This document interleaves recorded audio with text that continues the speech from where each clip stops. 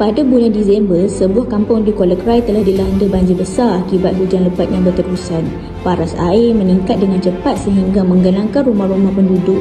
Dalam keadaan panik itu, seorang wanita warga Emas berusia 68 tahun ditemui meninggal dunia di dalam rumahnya yang telah dipenuhi air. Disebabkan arus yang kuat dan jalan yang ditenggelami air, petugas penyelamat serta ahli keluarga menghadapi kesukaran untuk memindahkan jenazah ke kawasan yang lebih tinggi. Mereka akhirnya membawa jenazah ke pusat pemindahan sementara bagi meneruskan pengurusan pengikut syariat Islam. Keadaan di kawasan bencana sangat tidak stabil, ditambah pula dengan kekurangan kemudahan, peralatan dan ruang yang sesuai. Dalam usaha menguruskan jenazah di kawasan banjir besar ini, beberapa cabaran kritikal telah dikenal pasti. Yang pertama, kesukaran memindahkan jenazah. Arus banjir yang kuat serta kawasan yang berlumpur menyebabkan proses membawa jenazah menjadi sangat berisiko dan perlahan. Yang kedua, kekurangan tempat yang selamat dan bersih untuk memandikan jenazah. Banyak lokasi kotor, sempit dan tidak sesuai untuk digunakan. Yang ketiga pula, air bersih sangat terhad. Air banjir tidak boleh digunakan kerana keruh dan bercampur najis. Hal ini menyukarkan proses mandi secara sempurna. Yang keempat, peralatan pengurusan jenazah tidak mencukupi. Sebagai contoh, kain kafan, kapas dan sabun tidak lengkap kerana kebanyakan barang basah atau hilang ketika banjir. Yang kelima, tiada ruang sesuai untuk solat jenazah. Masjid turut dinaiki air, maka solat perlu dilakukan di tempat sempit seperti pusat pemindahan. Yang keenam, proses pengembumian menjadi sukar. Tanah menjadi lembik, licin dan mudah runtuh menyebabkan liang lahat perlu digali dengan lebih berhati-hati. Jadi, semua cabaran ini menuntut kebijaksanaan dan kefahaman petugas untuk tetap melaksanakan pengurusan jenazah dengan penuh hormat walaupun dalam keadaan darurat. Memandikan jenazah.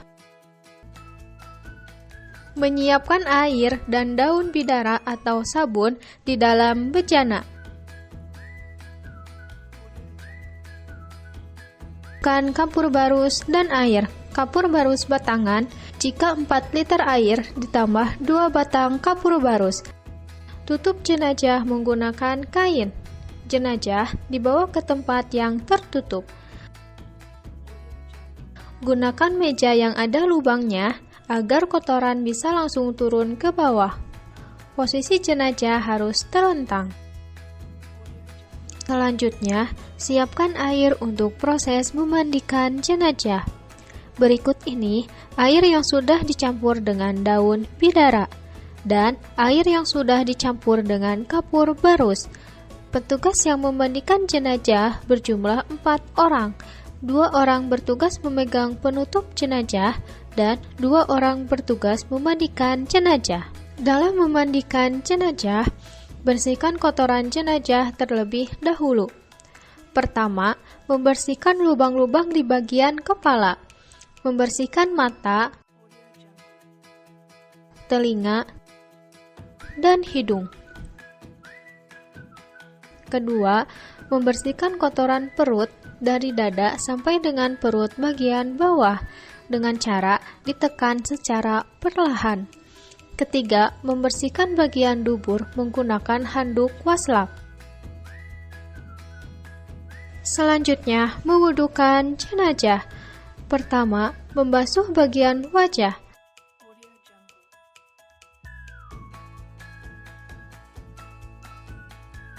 Kedua, mengusap tangan kanan jenazah, kemudian yang kiri.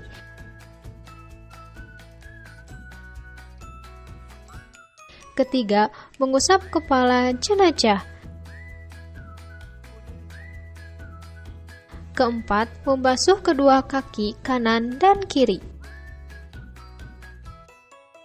Selanjutnya, memandikan jenazah. Dalam memandikan jenazah, sunnah total siramannya adalah ganjil. menyiram dari bagian kepala secara perlahan dengan hitungan ganjil. Setelah semuanya basah, kemudian disabuni dan dikeramasi. Tubuh jenazah dimiringkan ke kanan, disiram, kemudian disabuni dan digosok. Tubuh jenazah dimiringkan ke kiri, disiram, kemudian disabuni dan digosok. Setelah selesai, kemudian dibilas sampai bersih dan bilasan terakhir dengan menggunakan air kapur barus. Kemudian, handuk atau kain yang terbentang di atas jenazah ditutupkan dan dihandukkan ke tubuh jenazah. Kemudian, kain yang basah disingkirkan dan diganti dengan kain yang baru.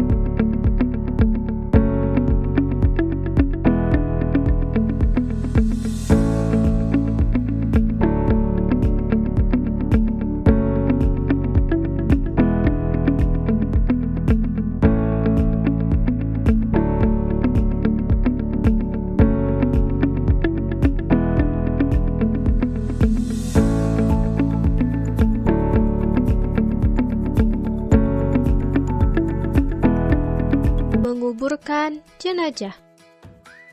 Hal yang harus dilakukan dalam menguburkan jenazah yaitu menggali lubang lahat. Lubang untuk menguburkan jenazah dikenal ada dua macam, yakni lahat dan syak. Panjang galian dari permukaan tanah berukuran 200 cm. Lubang yang ada di video ini adalah lubang lahat. Dengan keterangan A. Tinggi galian 130 cm, B. Tinggi liang lahat dari dasar galian 55 cm, C. Lebar liang lahat dalam dan luar 25 cm, dan D. Lebar liang lahat 75 cm. Selanjutnya, membawa jenazah ke kubur dari arah posisi kaki jenazah. Turunkan secara perlahan dengan membaca Bismillahi wa ala sunnati Rasul. Jenazah dimasukkan ke dalam liang lahat. Tausiah bisa disampaikan pada saat dimasukkan ke dalam lubang lahat atau setelah dikuburkan. Meletakkan posisi jenazah di dalam kubur dengan posisi berbaring ke arah kiblat. Selanjutnya, jenazah diberi bantalan kepalan tanah pada sisi kepala jenazah. Selanjutnya, melepas tali pengikat pada jenazah. Kemudian, lubang lahat tersebut ditutup oleh papan. Setelah lubang lahat ditutup, maka setiap muslim yang hadir disunahkan menggenggam tanah dengan 3 genggaman, lalu taburkan ke dalam kuburan. Kemudian, lubang kubur tersebut ditutup dengan tanah. Meninggikan kuburan agar diketahui bahwa itu adalah kuburan sehingga tidak dihinakan. Kemudian, tancapkan batu atau papan di atas kuburan, tepat di atas kepala dan kaki jenazah, tujuannya agar dikenal. Hendaknya setiap muslim yang hadir berdoa setelah jenazah dikuburkan. Setelah melalui proses pengurusan yang mencabar dari fasa memindahkan jenazah sehinggalah ke pengebumian, akhirnya jenazah selamat dikebumikan di kawasan tanah tinggi yang tidak ditenggelami air. Pengurusan ini membuktikan bahawa dalam keadaan darurat sekalipun, syariat tetap dapat dilaksanakan dengan penuh hikmah dan kehormatan.